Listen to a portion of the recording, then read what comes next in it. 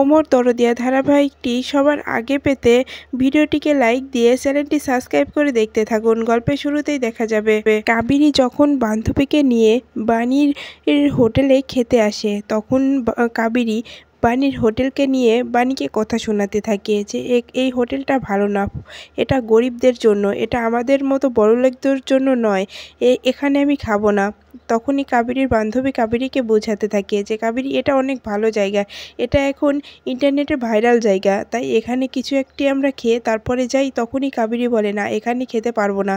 তখনই বাণী, বৌদি এখানে আপনি খেতে পারেন। তখনই কাবেরী রেগে যায় আর বলে, বৌদি? কে বৌদি? কিসের বৌদি? তুমি আমাকে বৌদি বলে ডাকলে কেন? ম্যাডাম বলো, আমি কোনো বৌদি নয়। তখনই বাণী বলে, হ্যাঁ ম্যাডাম, আপনারা এখানে বসে আপনারা যা চান তাই দিব। তখনই দেখা যায় যে কাবেরী বলে, এই মেয়ে একদম সাবধান, আমি এখানে কিচ্ছু খাবো না, এই জায়গায় আমি বসবো। তুমি কি করে ভাবলে আমি এই জায়গায় বসবো না?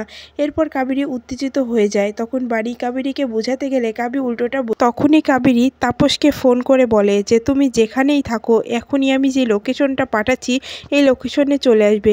এই মেয়েটা আমার সঙ্গে খুব অসভ্যতামি করছে, তুমি এসে এই মেয়েটার হোটেলটা তুমি বন্ধ করে দিয়ে যাও। তখনই তাপস বলে, এখন হবে না। তখন কাবেরী বলে, এখনই আসতে হবে।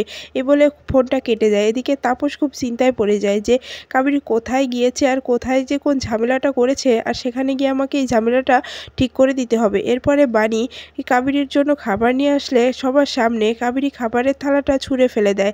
এটা দেখে বাণীও রেগে যায়। তখন কাবেরী বলে, তোমার এত বড় সাহস, তুমি এই খিচুড়ি আমাকে খেতে দিচ্ছ? তুমি জানো আমি কে? এই বলে কাবেরী ওখান থেকে বের হয়ে পড়ে।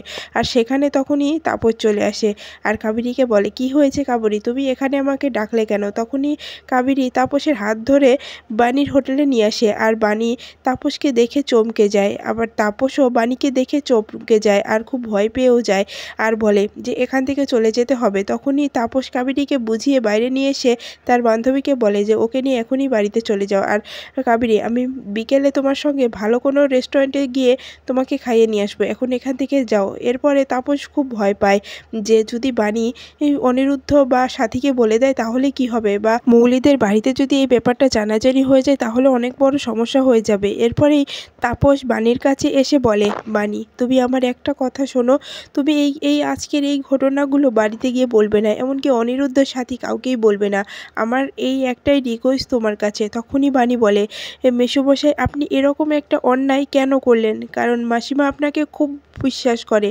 আপনাকে তার ভগবানের আসনে বসিয়েছে, আর আপনি এই কাজটা কেন করলেন বলুন তো? আসলে কি সব ছেলে মানুষ একই হয়? তখনই তাপস বলে, দেখো বাণী, আমি তোমার কাছে হাত জোড় করে বলছি, তুমি এ কথা কখনোই অনিরুদ্ধ বা সাথীকে বা ও বাড়ির কাউকেই বলো না, আমি তোমার কাছে ক্ষমা চাচ্ছি। এই বলে তাপস ওখান থেকে চলে যায়। আর তাপস যখন বাড়িতে আসে তখন দেখে সাথী খুব রেগে আছে, আর রেগে থাকাটা দেখেই তাপস খুব ভয় পেয়ে ঘাবড়ে যায় যে তাহলে বাণীকে কিছু বলেছে। তখনই সাথীকে জিজ্ঞাসা করে, সাথী তুমি এমন করছো কেন? তখনই সাথী বলে, বাণীর কথা মনে পড়ে আমার খুব রাগ হচ্ছে তাপস। তখনই তাপস বলে, কি বলেছে বাণী, কি হয়েছে আমাকে বলো তো? তখনই দেখা যায় সাথী বলে যে ওর স্বামী যে অন্যায়টা ওর সঙ্গে করেছে সেটার জন্য ওর পর রাগ হয়। অনিরুদ্ধ তো ওই বিদ্যুৎকে জেলে দিল, তারপরও সাথী ওকে ছাড়িয়ে নিয়ে আসলো। এরকম অন্যায় যে করে তাকে তো শাস্তি দেওয়াই দরকার, তবুও কেন যে বোঝে না এটাই তো বুঝতে পারছি না। এরপরে তখনই অন্যদিকে দেখা যায় বাণী তানিয়াকে গান গেয়ে ঘুম পাড়ায়। তখনই সেখানে ঈশানী চলে আসে আর বাণীর গান গাওয়াটা দেখে বলে, বাণী জানিস, আমিও যখন মৌলি ছোট ছিল তখন এই গানটি গেয়েই মৌলিকে ঘুম পাড়াতাম। তখনই বলে যে মা কেন এসেছো? তখন ঈশানী বলে, আসলে আমি রুটির রোল বানিয়ে নিয়ে এসেছি, এটা আমার খুব পছন্দের খাবার, তাই তোকে দেবো বলে এনেছি, তুই একটু খাবি? তখনই বাণী বলে, আজকে অনেক দিন পর আমার জন্য এরকম কেউ খাবার বানিয়ে নিয়ে এসেছে, আমার খুব ভালো লাগছে।